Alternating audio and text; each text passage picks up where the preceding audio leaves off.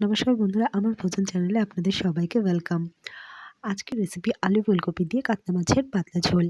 আর তার জন্য আপনারা দেখতে পাচ্ছেন আমি কড়াই দিয়ে দিয়েছি জল, আর তার মধ্যে দিয়ে দিচ্ছি সামান্য পরিমাণে নুন। আর আমি পাশে কেটে রেখেছিলাম আলু আর ফুলকপি।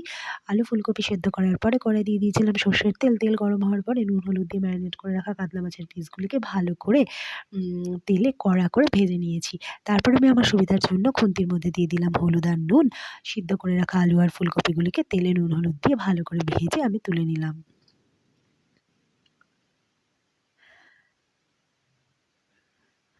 তারপরে এই একই তেলে আমি দিয়ে দিলাম কুচিয়ে রাখা পেঁয়াজ। বেশ কিছুক্ষণ সময় ধরে পেঁয়াজগুলিকে ব্রাউন করে ভেজে নেওয়ার পরে আমি তেলে অ্যাড করে দিলাম লঙ্কা বাটা। এবার লঙ্কা বাটা ভালো করে পেঁয়াজ কুচির সাথে মিশিয়ে নিলাম। বেশ কিছুক্ষণ ধরে নাড়াচাড়া করে ভাজা ভাজা করে নিলাম। তারপরে দিয়ে দিলাম রসুন বাটা।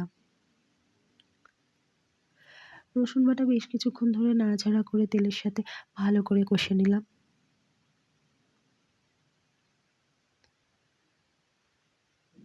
তারপরে আমি অ্যাড করে দিলাম হলুদ গুঁড়ো, আর স্বাদ মতো দিয়ে দিলাম নুন, আর সব শেষে আমি অ্যাড করে দিলাম আদা বাটা। এবার সব মশলা বেশ কিছুক্ষণ ধরে আমি কষতে থাকলাম।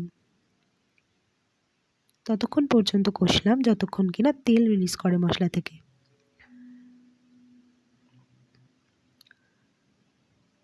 এরপরে আমি একটা কাঁচা লঙ্কা চিড়ে রেখেছিলাম, সেই লঙ্কাটি অ্যাড করে দিলাম। আর তারপর আবার কিছুক্ষণ নাড়াচাড়া করে নিলাম। আমি জিরে গুঁড়ো আর ধনে গুঁড়ো জলে ভিজিয়ে রেখেছিলাম, সেই জলটা অ্যাড করে দিলাম। দিয়ে কিছুক্ষণ কষিয়ে নিলাম মশলা ভালো করে। যখন তেল হালকা রিলিজ করে গেল, তখন আমি ভেজে রাখা আলু আর ফুলকপিগুলো দিয়ে দিলাম। দিয়ে ভালো করে মশলার সাথে মিশিয়ে নিলাম। আমি পাশে গরম জল করছিলাম তরকারিতে দেবো বলে। এরপরে আমি গরম জল তরকারিতে অ্যাড করে দিলাম। তারপর ভালো করে ফুলকপি আলুর সাথে গরম জলটি মিশিয়ে নিলাম। এরপর যে কাতলা মাছের পিসগুলি ভেজে রেখেছিলাম সেগুলো এক এক করে ঝোলের মধ্যে দিয়ে দিলাম। খুন্তি দিয়ে ভালো করে পিসগুলিকে ঝোলের মধ্যে ডুবিয়ে নিলাম। আমার রান্না মোটামুটি এখানেই শেষ হয়ে গেছে। শুধু বাকি আছে গরম মশলা গুঁড়ো অ্যাড করতে। সেটি আমি এখন অ্যাড করে নিলাম। আর এরপরে আমি দিয়ে দিলাম কিছু ধনেপাতা কুচি। ব্যাস, রান্না কমপ্লিট।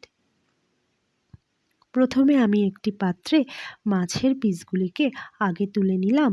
তারপরে আলু ফুলকপি ঝোল ঢেলে দিলাম মাছের ওপরে। ব্যাস, রান্না রেডি।